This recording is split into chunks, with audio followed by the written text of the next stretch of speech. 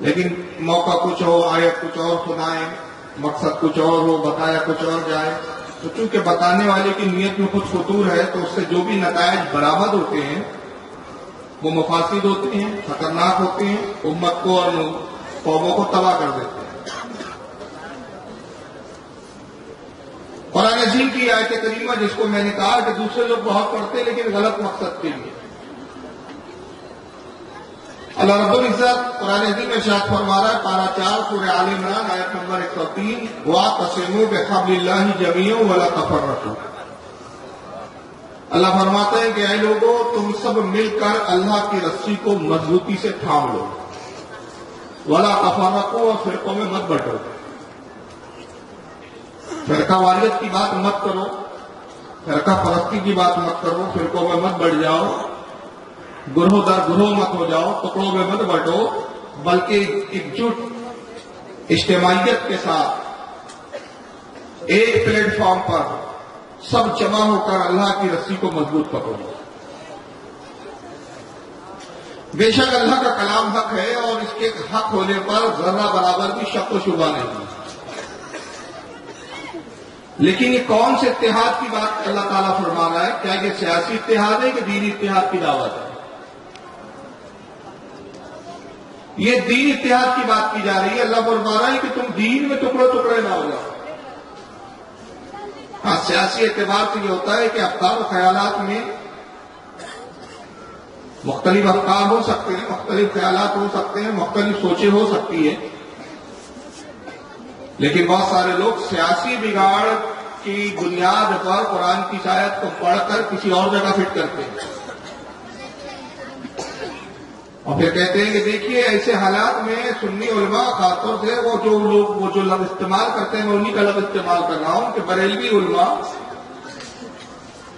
فرقہ واریت کی بات کرتے ہیں، تفریق کی بات کرتے ہیں، بانٹنے کی بات کرتے ہیں، اور ایسے ماحول میں بانٹنے کی بات کرتے ہیں جب ہندوستان کی فضا اتنی خطرناک ہو گئی ہے۔ دیکھتے نہیں ہیں آپ ٹی وی چینل؟ کیا آپ نیوز نہیں سنتے کہ دیکھیے آج کل جو ہندوستان کے حالات ہے، کیسی ظالم حکومت ہم پر مسلط ہے، جو ہمارے مذہبی شعار کو، ہماری مذہبی شناخت کو ختم کرنا چاہتی ہے۔ بابری مسجد ایک اتنا بڑا ایشو ابھی ہمارے سامنے ہے اور ایسے ماحول میں آپ وہابی سنی کی بات کرتے ہیں۔ ایسا ماحول کہ جب مسلمان کاٹے جا رہے ہیں، مارے جا رہے ہیں، ذرا جائیے آپ دیکھیے وہاں پر یو پی کا حال کیا ہے کہ یو پی کے کئی مدارسوں پہ تالے لگا دیے گئے۔ آپ کا نام و نشان مٹانے کے لیے آپ کے بزرگوں کے یا ایسا نام جو اسلام کی تہذیب تمدن کی طرف اشارہ کرتا ہے، اب اس کو بھی گوارا کرنے کے لیے تیار نہیں۔ الہ آباد کو کچھ اور بنا دیا، لکھنؤ کو کچھ اور بنا دیا، حیدرآباد کو کچھ اور بنانا چاہتے ہیں، نام تک تبدیل کر رہے ہیں وہ۔ آج تو اتحاد کی ضرورت ہے بھائی، محبت کی بات کیجئے، ایک امت بن جائیے، ایک دوسرے کو چھوڑیے، فرقہ پرستی کی بات مت کیجئے، فرقوں میں مت بٹیے۔ بظاہر یہ نعرہ بڑا اچھا لگتا ہے اور کہنے والا جس جذبات میں کہتا ہے، بہت سے تو جب کہتے ہیں تو روتے بھی ہے بیچارے۔ میں کچھ روتی ہوئی شکلیں دکھاؤں گا ابھی آپ کو کہ جو رو رو کر اپنا درد حال قوم کے سامنے رکھ رہے ہیں کہ ایک ہو جاؤ، امت بن جاؤ۔ ہم نے کہا بات بہت اچھی کر رہے ہیں کہ آپ امت بن جاؤ، لیکن پہلے یہ بتائیے کہ آپ جس سے کہہ رہے ہیں آپ کے مخاطب غلط ہو گئے۔ آپ سنیوں سے کہہ رہے ایک ہو جاؤ، سنی ہٹے ہی کب تھے اپنے نبی سے، اپنے بزرگوں سے کہ جو آپ کہہ رہے جڑ جاؤ؟ یہ تو آپ اس کو بولیے جو ہٹا ہے، جس نے چھوڑا ہے، جو دور ہوا ہے۔ عجیب منطق ہے آپ کی، کہیں کا روڑا بھالمتی نے کنبا توڑا، عجیب کنبا بنا رہے ہیں۔ ارے بھائی کس سنی، کون سا سنی صحیح عقیدہ ہے جو اپنے مذہب سے ہٹا ہے؟ پہلے اس کا نام تو بتاؤ۔ آپ اہل سنت بریلیوں کو کہہ رہے ہیں ایک ہو جاؤ، ایک ہو جاؤ، ایک ہو جاؤ، ایک ہو جاؤ، تو یہ ہٹے کب تھے جن کو ایک ہونے کی آپ دعوت دے رہے ہیں؟ ارے یہ اہل سنت تو اتنے پہلے سے، پرانے دور سے، پرانے گھر سے، پرانی تہذیب سے، پرانے مذہب سے پہلے کے نبی سے اتنے جڑے ہوئے کہ نہ ہم نے نبی کو چھوڑا، نہ ہم نے صحابہ کو چھوڑا، نہ اہل بیت کو چھوڑا، نہ تابعی کو چھوڑا، نہ تبع تابعی کو چھوڑا، نہ امام کو چھوڑا، نہ غوث پاک کو چھوڑا، نہ غریب نواز کو چھوڑا. ہم نے کچھ چھوڑا ہی نہیں ہے تو جوڑے کیا لائے کیا؟ چھوڑا جس نے ہے اس کو دعوت دیجیے اتحاد کی. اس کو بولیے کہ کیوں ناراض ہو کے آپ چلے گئے گھر چھوڑ کے. گھر واپسی کا نعرہ اس کے لیے ہے جس نے گھر چھوڑا ہو. ہم نے گھر چھوڑا ہی نہیں تو ہمیں بول رہے گھر میں آ جاؤ، ہم تو گھر میں بیٹھے ہیں. غوث پاک کو جس نے چھوڑا اس سے کہو کہ آؤ غوث پاک کی محبت پہ جمع ہو جاؤ. غریب نواز کو جس نے چھوڑا اس کو دعوت دو کہ آؤ غریب نواز کی محبت پر ایک ہو جاؤ. جس نے رسول اللہ کو چھوڑا اسے دعوت دو کہ رسول کی محبت پر ایک ہو جاؤ، اہل بیت کی محبت پر ایک ہو جاؤ، صحابہ کی محبت پر ایک ہو جاؤ. جس نے ان کا دامن چھوڑا ہی نہیں ان کو دعوت دینا گویا کہ یہ آپ کا مکر و فریب ہے. یہ تو ایسا ہی معاملہ ہو گیا الٹا چور کوتوال کو ڈانٹے. آپ اپنے علاقے کے سب سے بڑے خبیث مولوی، سب سے خبیث انسان کے بارے میں تصور کر لیجیے. خبیث سے میری مراد جو اہل سنت سے نہیں ہے، بریلی خیالات سے تعلق نہیں رکھتا، جو بازاروں پہ جانے کو جائز نہیں مانتا، جو عرس، نیاز، فاتحہ، جلوس ان کو بدعت اور خرافات کہتا ہے. ایسا شخص جو اس قسم کا ہو گیا ہے اس نے اپنے اسلاف کو چھوڑ دیا، طریقہ کار کو چھوڑ دیا، اپنے مذہب کو چھوڑ دیا، اپنے اماموں کو چھوڑ دیا. اس کا تصور کیجیے اور اس سے پوچھیے کہ پہلے آپ کیا تھے. آپ قبروں پہ جاتے تھے کہ نہیں جاتے تھے؟ تو کہنا جاتے تھے. آپ فاتحہ دیتے تھے کہ نہیں دیتے تھے؟ وہ کہنا بالکل ہمارے یہاں فاتحہ بھی ہوتی تھی. 11ویں آپ مناتے تھے؟ ہاں ہمارے 11ویں بھی ہوئی ہے. پھر کیوں چھوڑ دیا؟ آج دین سمجھ میں آیا. میں حیران ہو گیا، دین 1400 سال پہلے آیا کہ ابھی آیا؟ تو چھوڑا تو اس نے ہے، ہٹا تو یہ ہے، اور خود ہی جناب چل اعلان کر رہے ہیں کہ آ جاؤ ایک ہو جاؤ ایک ہو جاؤ. نہ ہم نے کسی کو نکالا ہے، نہ ہم نے کسی کو کافر کہا ہے، نہ ہم نے کسی کو مشرک بنایا ہے. تم اپنے اعمال کی بنیاد پر ہٹے ہو، اپنے عقیدے کی بنیاد پر کافر بنے ہو، اپنے عقیدے کی بنیاد پر اہل سنت سے باہر ہوئے. ہم نے نہیں کیا. جہاں تک اختلاف کی بات ہے، یاد رکھیے جب اتحاد کی بات کرتے ہو تو صرف بریلیوں سے اتحاد کی بات کیوں کرتے ہو؟ شیعوں سے کیوں نہیں کرتے؟ سب سے پہلے تو وہ نکلے ہیں گھر سے. شیعوں کے بارے میں تو تم بھی کہتے ہو کہ وہ اسلام میں نہیں ہے. میں نے آج تک نہیں دیکھا کہ کسی تبلیغی جماعت کے تبلچی نے جا کر کسی شیعہ کی مسجد میں نماز پڑھی ہو، کسی شیعوں کو اپنے گھر میں دعوت دی ہو. آپ قادیانیوں کو دعوت کیوں نہیں دیتے؟ یہ بھی تو ہمارے تھے، یہ بھی تو ایک نیا نبی بنا کر باہر ہو گئے. قادیانیوں سے آپ کا تعلق کیوں نہیں ہوتا؟ ان سے اتحاد اور محبت کی بات کیوں نہیں کرتے؟ آپ کھوجا سے کیوں نہیں کرتے؟ دنیا میں بہت سارے فرقے ان سے نہیں کرتے. پتا چلا کہ یہ آپ کی مکاریت ہے، آپ کا جو ہے یہ کاذب ہونا ہے، یہ بدماشی ہے. آپ دیکھتے ہیں کہ اہل سنت میں لوگ زیادہ بھولے ہیں، ان کو اپنی فرقے میں اپنی جماعت میں لانا آسان ہے. حالانکہ دیکھیے میں تاریخ کے روشنی میں بتاؤں گا کہ سب سے پہلا اختلاف کس نے کیا. اختلاف کی بنیاد ڈلی کہاں سے؟ ہم نے اختلاف پیدا کیا؟ بالکل. کوئی مائی کلال ثابت کر دے کہ سنیوں نے کوئی اختلاف کیا ہو. سب سے پہلا اختلاف جہاں ہوا ہے وہ تاریخ میں بتاؤں کہ جب انسان کا وجود ہوا تبھی اختلاف بھی ہوا.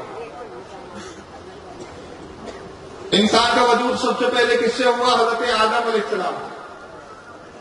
اور جب تخلیق آدم ہوئی اور اپنے فرشتوں سے کہا وَإِذْ قَالَ رَبُّكَ لِلْمَلَائِكَةِ إِنِّي جَاعِلٌ فِي الْأَرْضِ خَلِيفَةً. اے میرے حبیب محبوب یاد کرو جب آپ کے رب نے فرشتوں سے کہا میں زمین پر ایک خلیفہ بناؤں گا، زمین پر ایک خلیفہ بھیجوں گا. قَالُوا أَتَجْعَلُ فِيهَا مَن يُفْسِدُ فِيهَا وَيُسْفِكُ الدِّمَاءَ. فرشتوں نے کہا رب کائنات اس کو بھیجے گا، اسے پیدا کرے گا، اس مخلوق کو زمین پر نائب اور خلیفہ بنائے گا جو خون ریزیاں کریں گے، فساد کریں گے، فتنہ کریں گے، آپس میں لڑیں گے، خون ریزیاں کریں گے. انہیں تو پیدا کر رہا ہے، انہیں خلیفہ بنا رہا ہے. वनहाना नुसब्बिहु बिहम्दिका व नुक़द्दिसु लक, तेरी पाकी हम बोलते हैं, तेरी तारीफ और तस्बीह हम बयान करते हैं। अगर इबादत की बात है हम काफी है तेरे लिए। इन्नी अअलमु मा ला तअलमून, रब ने फरमाया जो मैं जानता हूं तुम नहीं जानते। तखलीक आदम हुई,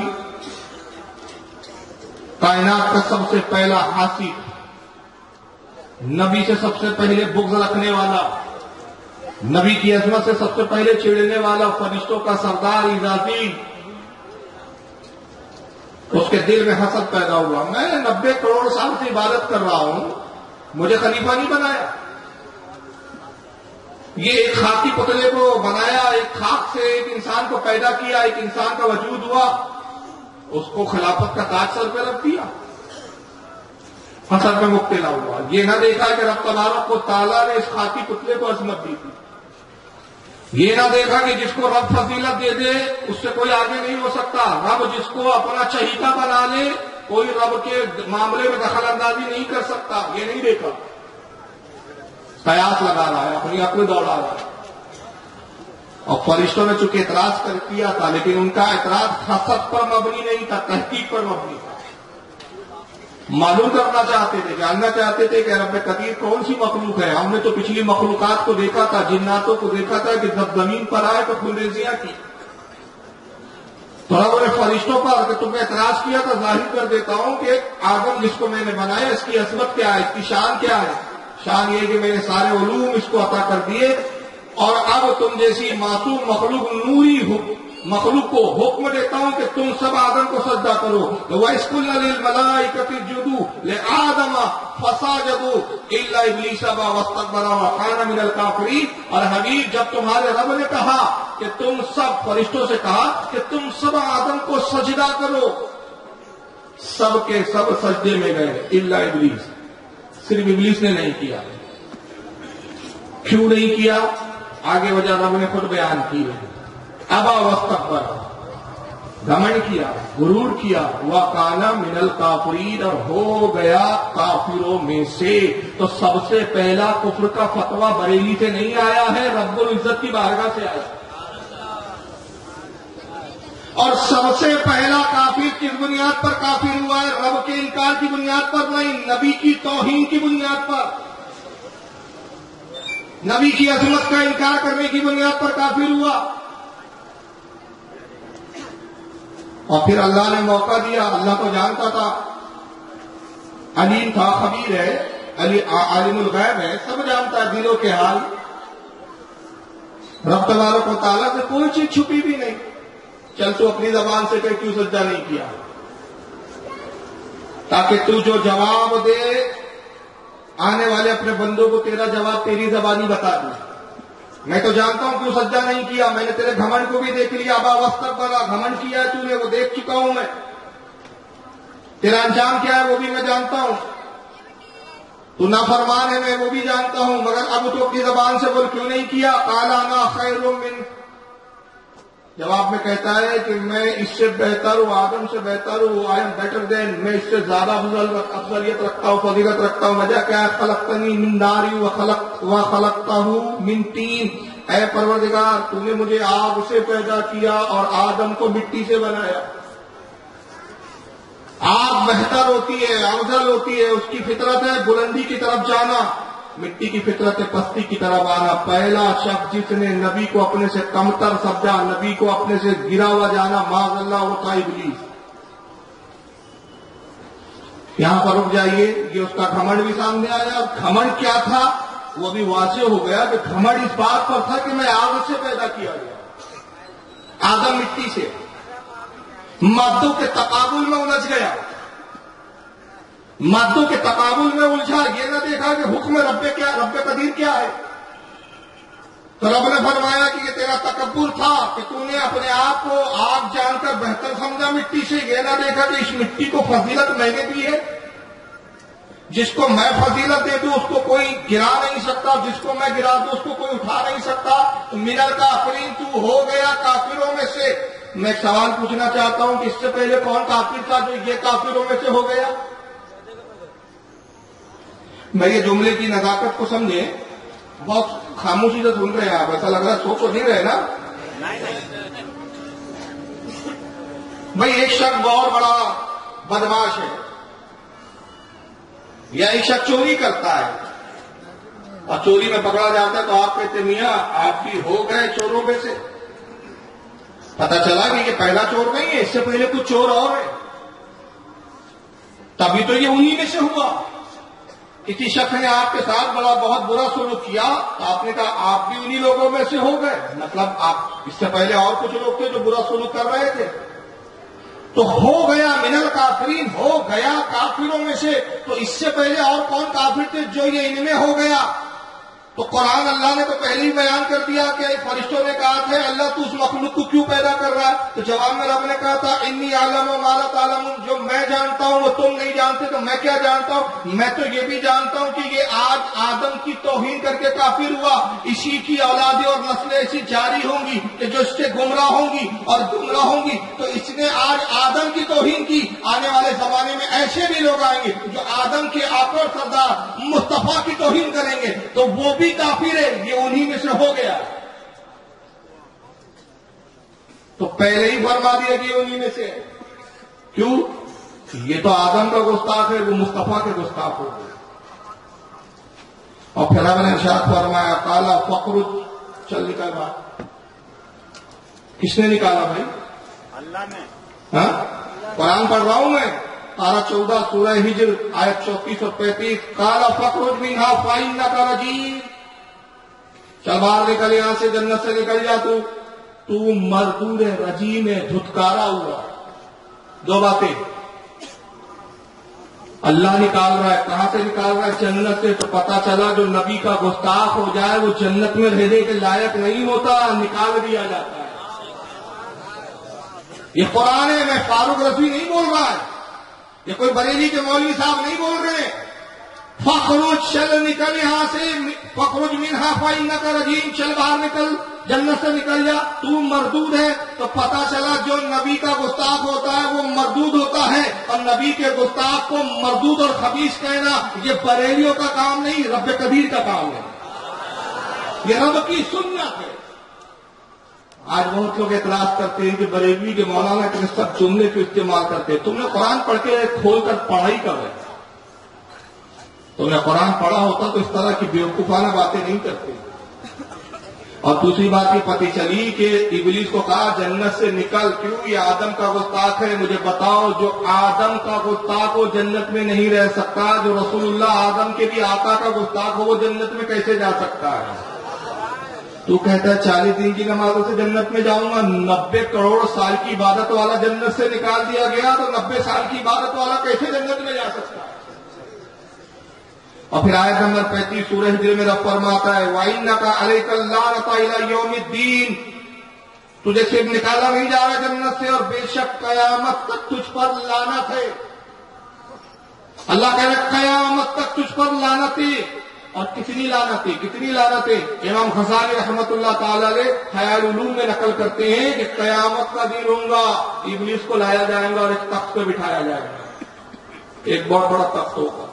رب فرشتوں سے کہنا اٹھاؤ جہنم میں ڈال دو اس کو. 4 فرشتے آگے آئیں گے، تخت کو اٹھانا چاہیں گے، ہلا بھی نہیں پائیں گے.